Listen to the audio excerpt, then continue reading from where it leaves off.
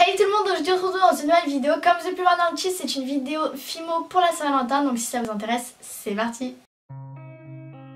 Pour commencer, il vous faudra de la pâte champagne en soft 0,2. Vous en prenez un morceau, vous en faites une boule. Vous prenez une plaque de texture pour gaufre, la mienne vient de chez Graines Créatives. Vous venez l'aplatir à l'aide d'un rouleau en laissant bien évidemment une épaisseur. Vous venez placer la plaque sur la plaque la plus grosse de texture avec les plus gros carreaux.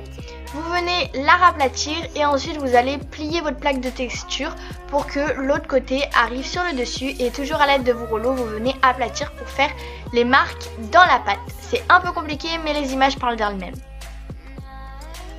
Voilà le résultat et à l'aide de mon cutter je vais venir former 4 cœurs, donc un gros, un moyen et un plus petit et un bonus au cas où j'en ratais un.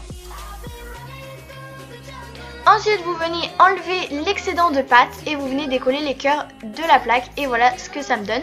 Ensuite je viens en coller 3 sur une assiette en porcelaine. Préalablement hors caméra j'avais fait des petites boules de chantilly que j'avais cuites. Et en voilà une et je vais venir la coller à l'aide de Fimo liquide aux intersections des 3 cœurs pour que ce soit plus beau. Ensuite je viens prendre dans un carrousel des tranches de canne fruits que je vais venir placer sur la chantilly pour donner un côté plus beau, plus esthétique et encore plus goûteux. Et voilà le résultat. Ensuite je reprends de la pâte champagne à soft 0,2 mais cette fois-ci beaucoup plus petit.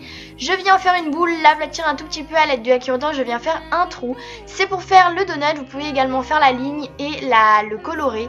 Moi je trouvais que c'était pas vraiment la peine parce que c'était vraiment minuscule. Ensuite vous prenez de la pâte chocolat que vous étalez, vous venez faire un rond dans la pâte, vous le lissez et vous le placez sur votre donut pour faire le glaçage. Donc là je suis venue le faire à la main tranquillement et je viens refaire le trou à l'aide de mon cure-dent. Ensuite je viens mettre un tout petit peu de Fimo liquide et je vais venir placer des micro-billes roses pour faire un peu plus de décoration et pour rappeler le côté de la Saint-Valentin. Et voilà le résultat. Je le mets de côté, je viens prendre de la pâte rouge rubis en soft 28 Fimo Effect. Je viens prendre un gros morceau, je viens en faire une boule que je vais venir aplatir homogènement, ce qui veut dire que toute la pâte doit être étalée à la même taille. Je la décolle à chaque fois. Je vais venir placer mes éléments et je vais venir retailler la pâte en forme de rectangle. Et ensuite je vais venir faire les rebords pour faire un petit plateau, comme si le mari apportait le plateau du petit déjeuner au lit à sa femme. Donc voilà, je viens tout simplement faire le plateau, vous pouvez prendre la couleur de votre choix.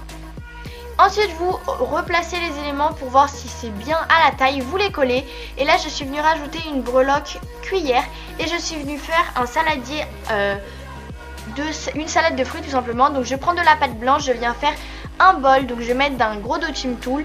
Je viens mettre un petit morceau de pâte en dessous pour le tenir. Je mets de la Fimo liquide à l'intérieur de mon bol et je découpe beaucoup de tranches de canne fruitée en Fimo et je viens les mettre à l'intérieur.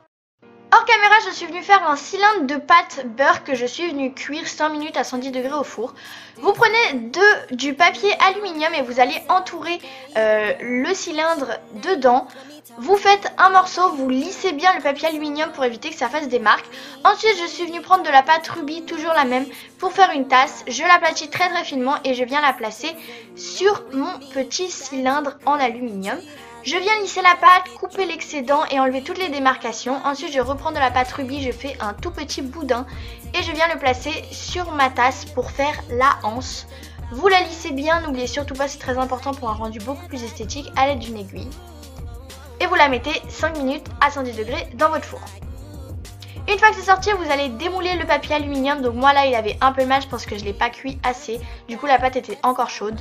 Et ensuite vous prenez de la pâte chocolat, un verre d'eau tiède et vous allez venir ramollir la pâte. Donc vous la trempez, vous la malaxez, vous la trempez et quand ça commence à bien coller sur vos mains, vous la placez sur le papier aluminium.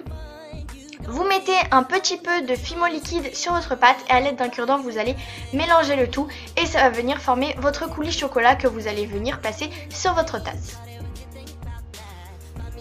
Donc voilà le résultat.